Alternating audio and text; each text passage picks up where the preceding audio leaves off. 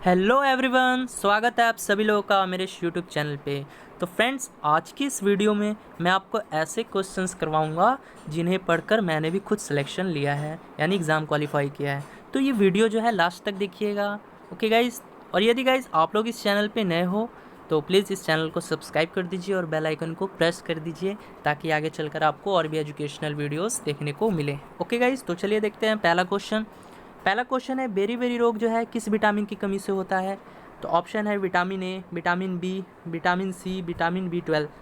तो बेरी रोग जो होता है वो विटामिन B1 की कमी से होता है, यानी यहाँ मेरा जो ऑप्शन है वो बी नंबर राइट हो जाएगा। ओके, चलिए जान लेते हैं और भी कुछ फैक्ट्स इस क्वेश्चन के बारे में। विटामिन ए का जो है रासायनिक नाम क्या होता है? रेटिनॉल, याद रखिएगा। ओके, और विटामिन ए की कमी से कौन सा रोग होता है? रतौंधी रोग, जिसे हम लोग नाइट ब्लाइंडनेस भी बोलते हैं। ओके, और दूसरा ऑप्शन देखते हैं विटामिन बी। तो विटामिन बी का अगर मैं पूछूं रासायनिक नाम क्या है तो आप लोग क्या बोलिएगा? तो विटामिन बी का जो रासायनिक नाम है वो होता है थाइमीन। ओके, चलिए देखते हैं तीसरा ऑप्शन है जो विटामिन सी की कमी से कौन सा रोग होता है, ये भी पूछ लिया जाता है। तो स्कर्वी रोग होता है, आप लोग याद रखिएगा, स्कर्वी। ओके, और विटामिन सी का जो रासायनिक नाम है वो क्या है गाइज? तो विटामिन सी का जो रासायनिक नाम होता है वो होता है एस्कॉर्बिक एसिड। ओके, और यहाँ पर विटामिन B12 है, उसका रासायनिक नाम क्या हो जाएगा, ये भी पूछ लेता है एग्ज़ाम में। तो इसका जो रासायनिक नाम होता है वो होता है साइनोकोबाल्मीन। याद रहेगा आपको? ठीक है, आप लोग प्रैक्टिस कीजिएगा, याद हो जाएगा। और इसमें ही कोबाल्ट यानी CO धातु पाया जाता है, किसमें? विटामिन B12 में। तो इस क्वेश्चन के अकॉर्डिंग जो मेरा राइट आंसर होगा, यानी बेरी रोग किस विटामिन की कमी से होता है, तो वो होता है विटामिन बी, यानी ऑप्शन नंबर बी जो है मेरा राइट आंसर होगा। चलिए देखते हैं नेक्स्ट क्वेश्चन है पेप्सिन होता है। तो पेप्सिन क्या होता है पूछ रहा है। चलिए देखते हैं ऑप्शन। पहला ऑप्शन है हार्मोन, दूसरा ऑप्शन है एंजाइम, तीसरा ऑप्शन है विटामिन, चौथा ऑप्शन है पोषक तत्व। तो पेप्सिन है वो क्या होता है गाइज? वो होता है एंजाइम। ओके, तो आप लोग याद रखिएगा, यानी यहाँ जो मेरा आंसर होगा वो ऑप्शन बी होगा। तो देखिए, पेप्सिन स्टोमक यानी पेट के पेप्टिक सेल से स्रावित होता है, ठीक है, जो कि पेप्सिन में बदलता है। और ये प्रोटीन को पेप्टोन में भी परिवर्तित करता है, याद रखिएगा आप लोग। ओके, चलिए देखते हैं अब देखते हैं हार्मोन क्या है। हार्मोन बॉडी के मतलब अंगों में ना विकास में सहायक होता है, आप लोग इस तरह याद रखिएगा। और विटामिन जो है वो हमारे शरीर के लिए मतलब हमारी शरीर के बीमारियों से रक्षा करता है, आप लोग इसे याद रखिएगा। ओके, चलिए देखते हैं नेक्स्ट क्वेश्चन है भूमि अपवर्दन की रोकथाम संभव है। तो किस कारण संभव है, चलिए देखते हैं। पहला ऑप्शन है वन रोपण, दूसरा ऑप्शन है वनों की विनाश, तीसरा ऑप्शन है फसलों के लिए प्रत्यावर्तन, चौथा ऑप्शन है चरवाहा प्रबंध से। तो भूमि अपवर्दन की जो रोकथाम वह संभव है किसके कारण है? वन रोपण, यानी यहाँ मेरा जो आंसर होगा वो ऑप्शन ए करेक्ट हो जाएगा। ओके, चलिए देखते हैं नेक्स्ट क्वेश्चन है स्टार्च से क्या संबंधित है ना? स्टार्च के बारे में पूछ रहा है, यानी स्टार्च से क्या संबंधित है। तो पहला ऑप्शन है ग्लूकोज, दूसरा ऑप्शन है फ्रुक्टोज, तीसरा ऑप्शन है सुक्रोज, और चौथा ऑप्शन है इनमें से कोई नहीं। तो गाइज स्टार्च जो है वो किस चीज़ से संबंधित है? तो वो ग्लूकोज से संबंधित है ना, यानी ऑप्शन ए जो है वो मेरा करेक्ट आंसर हो जाएगा। अब देखिए, यहाँ से ग्लूकोज का रासायनिक सूत्र पूछ लिया जाता है, केमिकल फार्मूला क्या होता है? तो आप लोग याद रखिएगा C6H12O6। ओके, ये बहुत ही इंपॉर्टेंट हो जाता है, पूछ लिया जाता है। ओके, तो आप लोग ये याद रखिएगा। चलिए देखते हैं नेक्स्ट क्वेश्चन है रक्त परिसंचरण की खोज किसने की? तो आइए ऑप्शन देखते हैं। पहला ऑप्शन है जॉन सॉल्क, दूसरा ऑप्शन है विलियम हॉर्वे, तीसरा ऑप्शन है एडवर्ड जेनर, और चौथा है कार्ल स्टीनर। तो गाइज जो रक्त परिसंचरण की खोज की थी वो की थी विलियम हार्वे जी ने। तो यहाँ मेरा जो ऑप्शन बी है वो करेक्ट हो जाएगा। अब जान लेते हैं जॉन सॉल्क, ठीक है, यानी इनके बारे में। तो इन्होंने क्या किया? पोलियो की खोज की है ना। पोलियो की खोज किसने की? तो जॉन सॉल्क ने की, आप लोग याद रखिएगा। और एडवर्ड जेनर की बात कर लूँ तो चेचक के टीके की खोज किसने की? तो एडवर्ड जेनर जी ने की थी, ठीक है, आप लोग याद रखिएगा। चलिए देखते हैं नेक्स्ट क्वेश्चन है हीमोफीलिया रोग होता है, यानी हीमोफीलिया रोग किसके कारण होता है? तो आइए ऑप्शन देखते हैं। पहला ऑप्शन है आनुवांशिकी तथा लिंग संलग्न से, दूसरा है कैल्शियम की कमी से, तीसरा है रुधिर की कमी से, चौथा है इनमें से कोई नहीं। तो हीमोफीलिया जो रोग होता है ना, वो आनुवांशिकी तथा लिंग संलग्न से होता है। ओके, यानी यहाँ जो मेरा आंसर होगा वो ऑप्शन ए करेक्ट हो जाएगा। चलिए देखते हैं नेक्स्ट क्वेश्चन।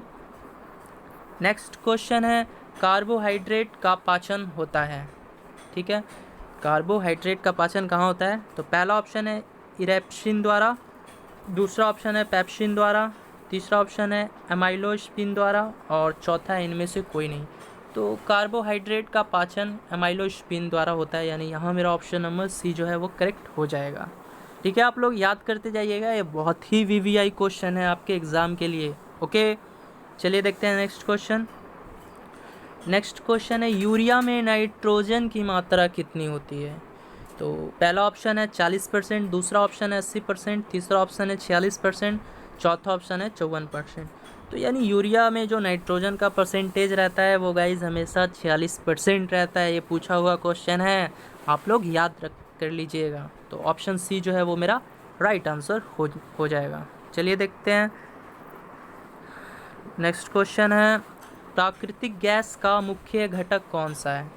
तो प्राकृतिक गैस का मुख्य घटक के बारे में पूछ रहा है। पहला ऑप्शन है मीथेन। ओके, मीथेन इस तरह लिखते हैं। ओके, और दूसरा ऑप्शन है ब्यूटेन, तीसरा ऑप्शन है प्रोपेन और चौथा इनमें से कोई नहीं। तो गाइस जो प्राकृतिक गैस का मुख्य घटक है वो मीथेन होता है, आप लोग याद कर लीजिएगा।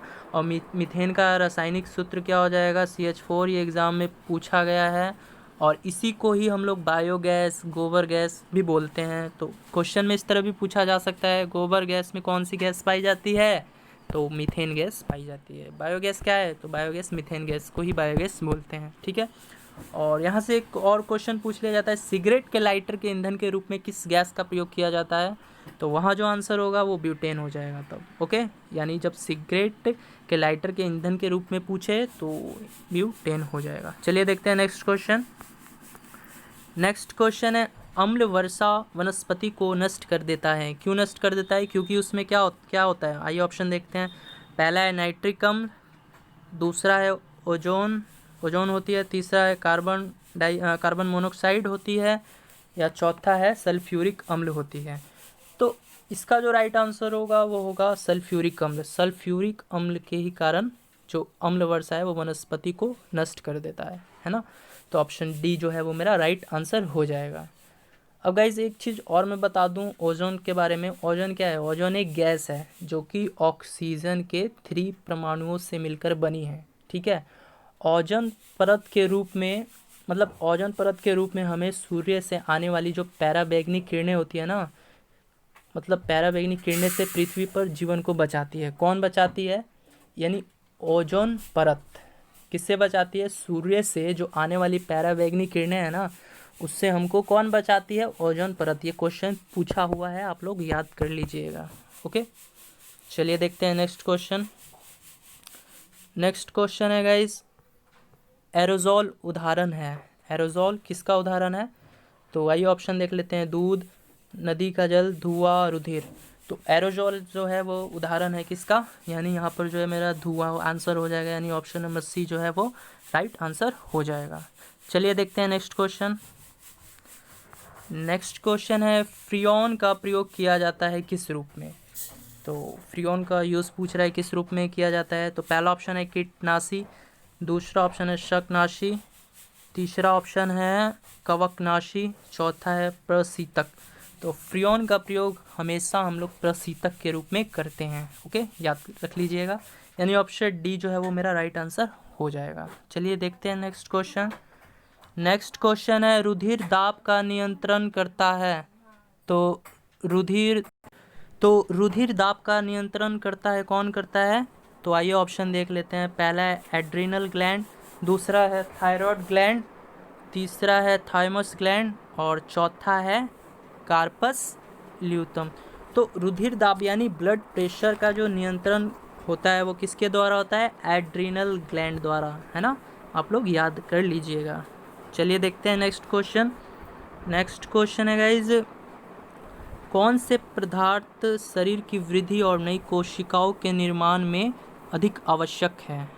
तो कौन सा ऐसा पदार्थ है जो शरीर की वृद्धि और नई कोशिकाओं के निर्माण में अधिक सहायक है? तो आइए ऑप्शन देखते हैं। पहला ऑप्शन है विटामिन, दूसरा ऑप्शन है वसा, तीसरा ऑप्शन है लवण, चौथा ऑप्शन है प्रोटीन।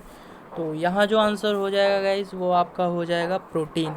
ठीक है, प्रोटीन जो है शरीर की वृद्धि और नई कोशिकाओं के निर्माण में अधिक आवश्यक है। ठीक है, एक क्वेश्चन और पूछ लिया जाता है कि किस रूप में प्रोटीन का शरीर में संचरण होता है? तो याद रखिएगा एमिनो अम्ल में, है ना। यानी संचरण का मतलब जो हमारे प्रोटीन है वो शरीर में मतलब किस तरह टूटकर बनता है, मतलब प्रोटीन का शरीर में संचरण हो जाना यानी टूट जाना, वो एमिनो अम्ल में मतलब हो जाता है। ओके, चलिए देखते हैं नेक्स्ट क्वेश्चन। नेक्स्ट क्वेश्चन है फलों को कृत्रिम रूप से पकाने के लिए किस गैस का प्रयोग किया जाता है? तो फलों को कृत्रिम रूप से पकाने के लिए हम लोग हमेशा एसिटिलीन गैस का प्रयोग करते हैं। आप लोग